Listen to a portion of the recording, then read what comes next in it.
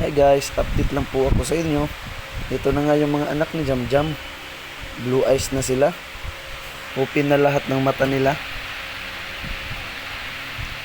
Ito na nga po pala yung schedule ng pag-deworming nila ngayon. Nandito tayo sa Ratchet Veterinary Clinic ng Ormoc City. Mukhang antok na antok pa yung mga baby natin. At binigyan na nga nila ako rin ng mga bit card. At inumpisahan na nilang i-deworm.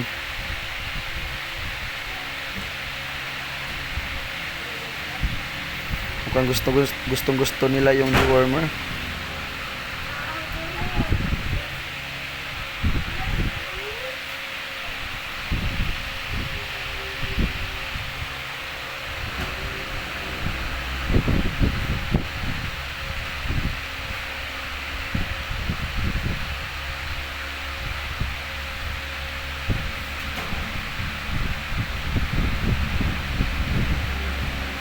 Hanggang dito na lang po tayo. Hanggang sa muli nating pagkikita. Paalam!